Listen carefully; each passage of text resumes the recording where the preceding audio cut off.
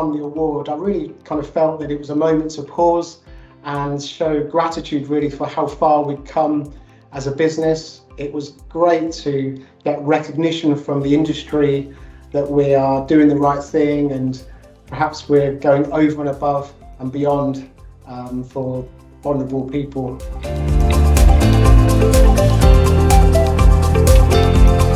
Really, it started with our firm mission to make our local community the very best later life community it could be. We wanted to be leaders in that, and we wanted to collaborate with other passionate individuals and organisations to really make that happen. So the passion really went right through the team, and we put the vision and the mission right at the front of everything that we talked about. And then almost organically, a vulnerability task force sprouted up within the firm, which put vulnerability right at the front of everything that we do as a business.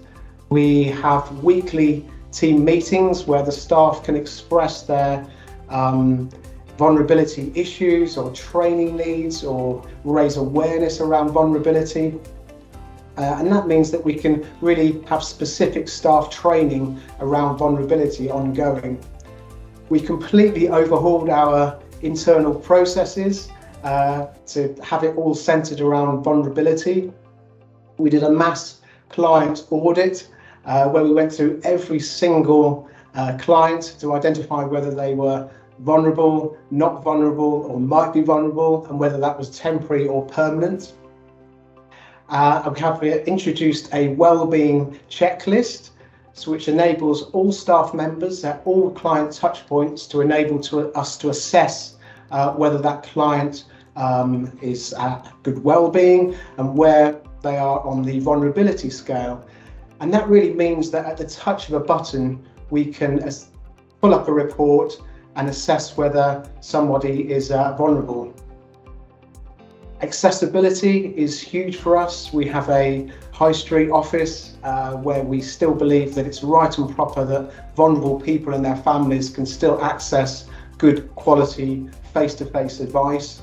But not only that, the office itself, we've adapted for elderly and vulnerable clients. We've got a relaxed living room style office, and before all the meetings we let clients know exactly what to expect, what steps there are, what the toileting arrangements are. So it's really important to us that clients and vulnerable clients specifically are comfortable when they come to see us. We have collaborated with other organisations within the community that have equal passion as us as dealing with the vulnerable and elderly clients. So that means that whether it be fitness and health or community or social connections or local charities, we can instantly signpost clients to the right people, trusted people that can improve their lives. We've also introduced community events. We literally just finished our local annual bowls event in the aid of St. Peter's Hospice, our local hospice. But we also have our flagship monthly Welcome Wednesday events, which is a welcoming, relaxed space for elderly and vulnerable clients to come along, have a relaxed cup of coffee and cake, and mix with like-minded people. And normally there's a charitable link to those events as well.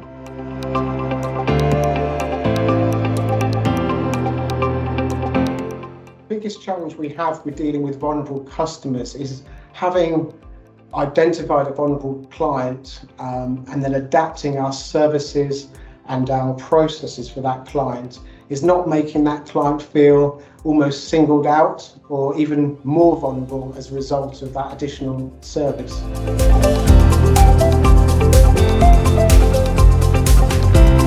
Consumer duty will have some impact upon us.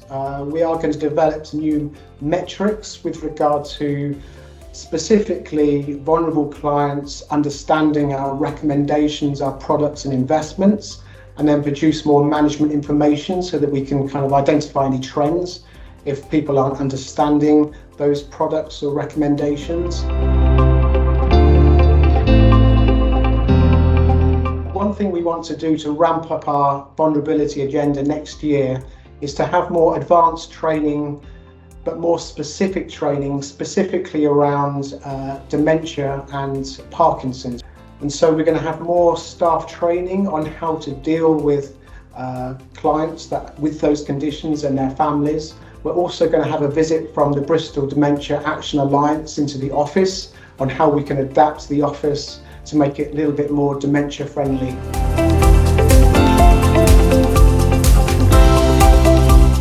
Regular training sessions, they have a minimum level of testing requirements with regard to vulnerability. We also hold weekly staff meetings surrounding vulnerability, where staff are given free rein to talk about vulnerability, any issues, any staff training requirements or any awareness, and just share best practice really.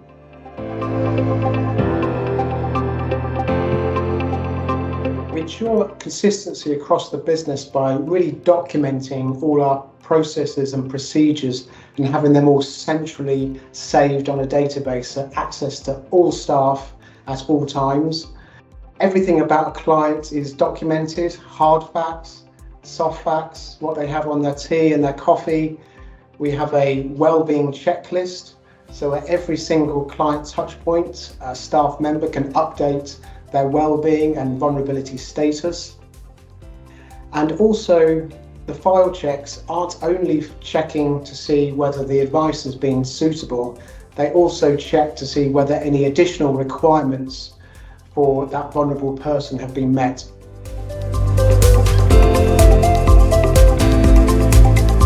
Number one, the wellbeing checklist. It's a tool that all staff can use at every client touch point, and it really gathers information on every client, and we can update their vulnerability status accordingly and then adapt any services and processes.